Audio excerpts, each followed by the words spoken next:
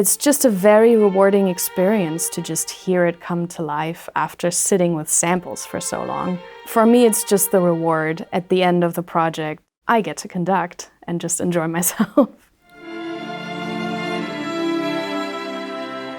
I'm Anne Kathrin Dern. I'm a composer from originally Germany, but I've lived in Los Angeles for 12 years. And I'm here at the Synchron Stage to record my score for the first Woodwalkers movie. For me, it's really a combination of watching the project and making up my own mind, and then sitting down with either the producers or the director, and then seeing what they want, because at the end of the day, it is work for hire. So, they obviously tell me what they would like. Best case scenario, I do get an input. On this project in particular, I got to also do the temp music, so I was involved really early on. It's usually a discussion between the filmmakers and the composer. Not really. On this particular project, I initially had the idea to use a lot more ethnic woodwinds and voices, and we eventually decided against that because they had a really good reason for not wanting that, because we wanted to avoid cultural appropriation.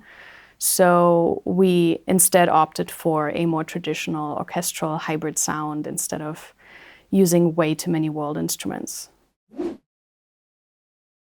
For this project, I had a lot of time. So for this one, I actually got to experiment quite a bit and kind of run it by the producers and see if we wanted maybe some electric guitars for the villain, if we wanted more of a Bond sound, or if we wanted a more traditional orchestral sound, what the themes were going to be. So there was a lot of back and forth at the beginning of just trying things out to the first cut and seeing, what would stick, basically. So in this case, it was just really trying things out.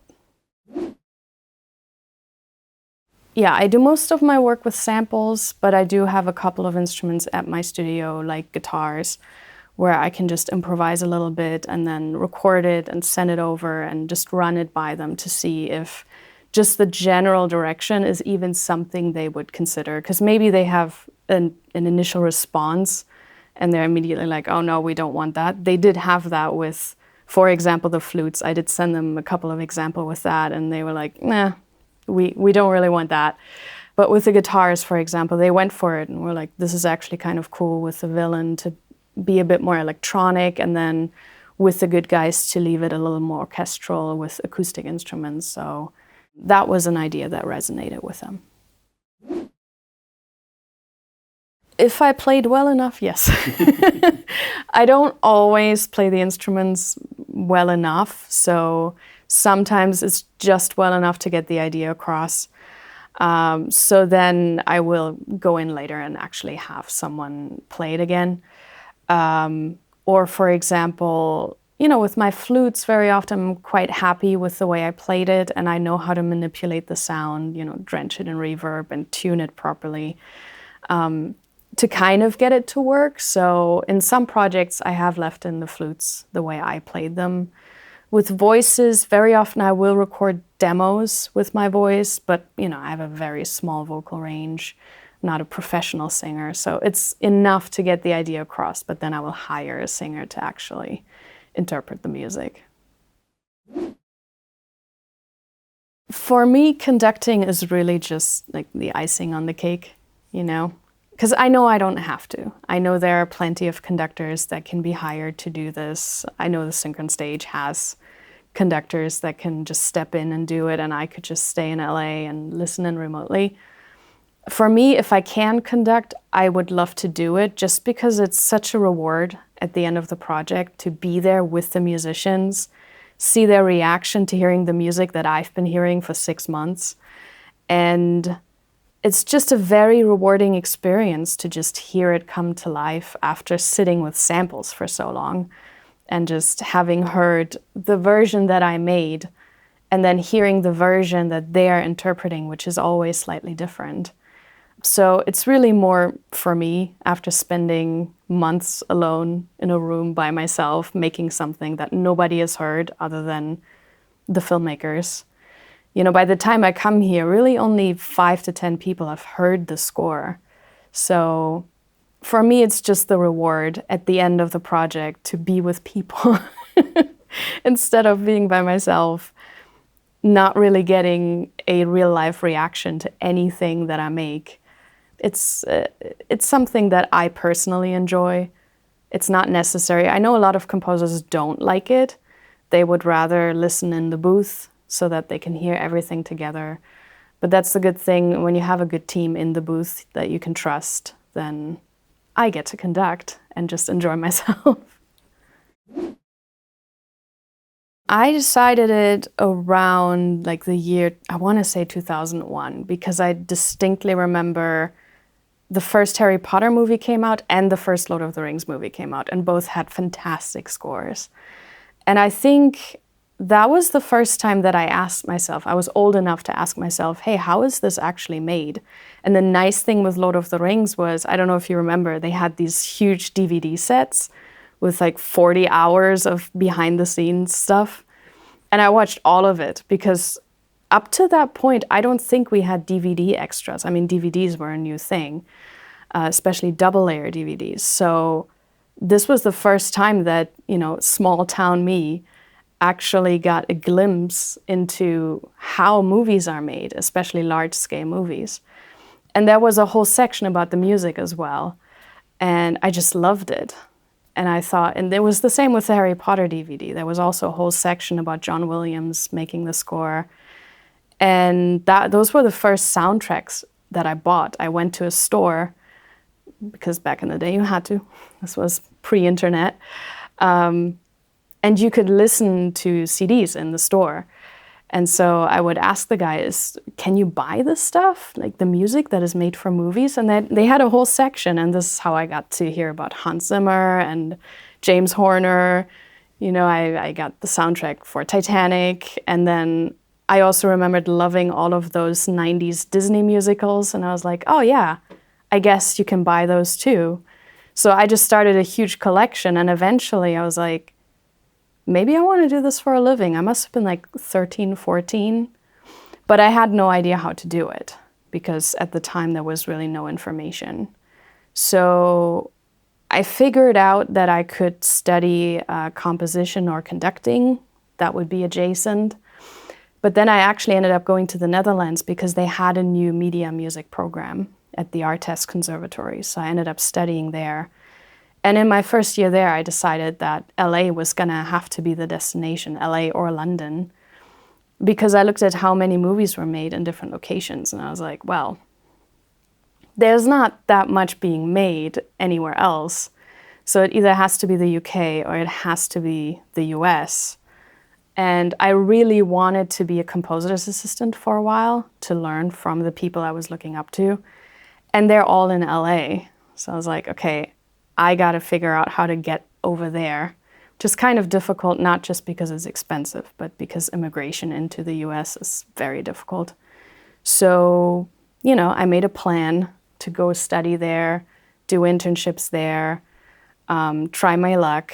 I spent 3 years, you know, working next to my studies to save up the money so I could go for a year, and it ended up working out, thankfully.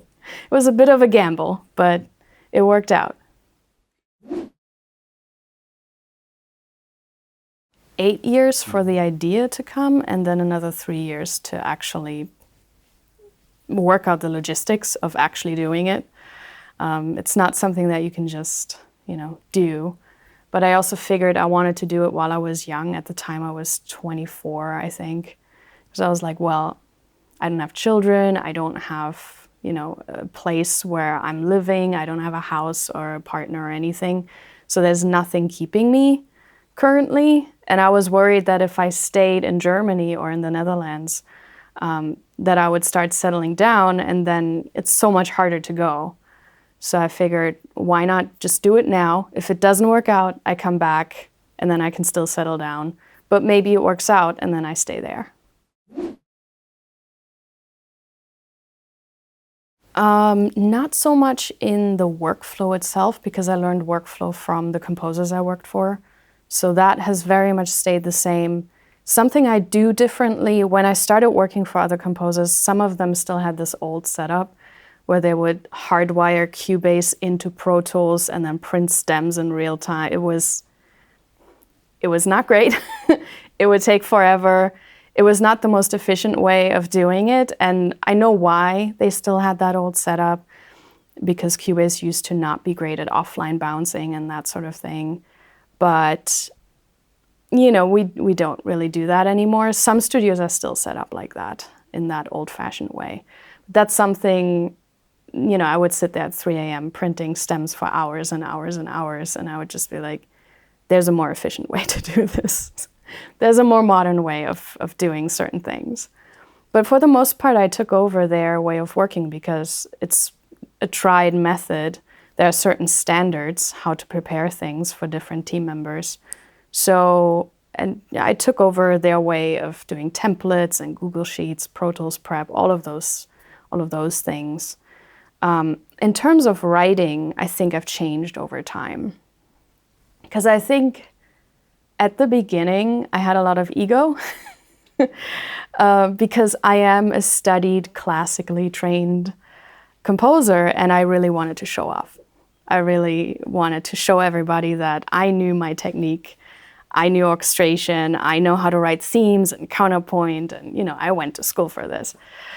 And I would overwrite a lot, just because I wanted to show off my skill. And I got away with it for a while, but after a while, after I had, you know, done all that for several years, I was like, do I really need to do that? Like, they know now that I can do this, but do I really need twice as many notes for this scene? Or can I say something with less? Which is very much a signature of this movie as well, where I've simplified a lot of stuff instead of overwriting all the time, you know, all the runs and everything and all the textures and colors that we don't really need. So I've simplified my music over time, and I've started to stick a little less to the orchestra as well, because I've done a lot of kids' entertainment and a lot of traditional thematic writing, and it just got old, you know? Like, I got too comfortable with it. I could do it in my sleep. I started to run out of ideas as well. It was really difficult to come up with something that I hadn't already done. So after, I want to say 6-7 years of doing that, I was like, okay, where else can I go musically? What can I try out? Started scoring some horror stuff and, you know, really experimenting with textures and bending sounds and synthesizers. I took some classes there and just really started figuring things out. I took some mixing classes to get more creative with that side of things. So I got more interested in what lies outside of the orchestra. I love the orchestra, but if I stick to acoustic instruments, there's just a limitation because there's only so much they can do, right? And everything's already been written. So it's just really hard to come up with something that you haven't heard already.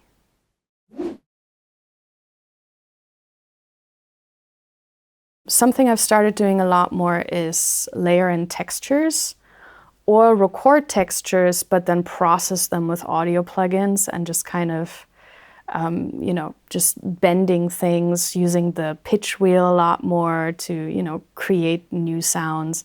So I like to get a little more creative and just try things out, which with the orchestra, I haven't really done that much. There are little things that I can try out, but at the end of the day, if they're playing a melody, they're playing a melody. There's only so much you can do. It kind of depends on how many instruments we recorded and how big the sound is supposed to be. We usually don't record everything to begin with, so a portion of it will always stay mock-ups. What I like to do, and what most composers do in LA at least, is they layer in the mock-up into the live recording just to make it this larger-than-life thing. A lot of people think that even composers that seemingly sound natural, they are not. There's synthesizers in there, there's mock-ups in there, there's a huge production in there. The sections are recorded separately so they can be produced separately. So there's a lot going on even when it seemingly sounds natural. So I like to go for that sound, the seems natural but isn't. There's a handful of composers like John Williams, for example, who would not do that, who would, just record the whole orchestra together and keep it that way, and that's it. But it's really just a handful of composers. Most of them really now just combine everything. The only advice I would have is practice. It all comes down to get the skill. Without the skill, it'll never happen. Then maybe try, at least for a short time, to collaborate with an experienced composer just to get the workflow down. Not necessarily for anything else, but even if it's just for half a year, or you just do one project together, just so you can see from start to finish what the process is, because especially when there's live recording involved, there's so many steps and so many people that you don't really want to make mistakes, because then it trickles down to all the other people. Just put yourself out there, because nobody's going to find you if you just stay at home and, never publish anything. Because you can't control much of anything. You can't control where your music goes and when the right person sees it. I don't control that either. Sometimes things happen really fast all of a sudden for me, and I'm like, oh, I don't know how that happened. And it's some random thing I did in 2017 or whatever. I'm like, oh, great, that's paying off now. And then other things I've worked so hard for and they still haven't happened, and I'm still knocking on doors, and I thought they would have happened, but things are just slow. There are things you can't control, like the pandemic, or in Hollywood, we just had massive strikes last year, so that completely crippled the industry for at least the next 6 months still. So, there are unforeseen things that can happen. The only thing you can control is practice, get the skill, and then put the music out there so you can actually be found. Say hi to people, network is what we like to call it. But, just make a YouTube channel or publish something on digital platforms or whatever it is, but put it out there for people to find it. I've gotten very large projects out of really random things that I published and that I never thought anybody would even listen to. Some stuff not even for movies, like a Mongolian open-air theater play or something. And then I just published it as an album, and someone saw it on Spotify or something and was like, oh, great, she can do this. Well, we have this other thing. She would be perfect for that. And then it still took them 6 years to contact me for it, So you don't know what's going to happen. The more you put out there, the more likely you are to be found by the right people. It was lovely. The musicians, I was surprised. I mean, we were done an hour early with our recordings. I think yesterday we recorded 48 minutes of music in 2 3-hour sessions, which is on par with London and Los Angeles, so that was really good. But also the hospitality, I've already told you about this, but other stages don't have artist rooms, and there's not this many people trying to accommodate you and, trying to give you a good time, basically. At other stages, they're not that concerned about that, about your well-being. So it was generally musically a great experience, technologically a great experience, but also in terms of hospitality, it was fantastic. I mean, the unusual thing is that the booth is so far away from where I'm standing, but you solved it really well with the cameras and everything, so it wasn't actually a problem. I thought that could be, because I only know one other stage in LA that has this sort of setup, and it always was a problem there. Because there was always miscommunication because nobody could see each other, but you guys solved it with cameras and everything, so there was no problem there, even though the setup is a little different. But yeah, I was surprised by the musicians. As you know, I planned in way more time to record, and you guys were just way faster. There was also one little snafu in the sheet music, and your copyist solved it. Everything went really just very smoothly. Like, the only times I've experienced something similar would be in London or Los Angeles.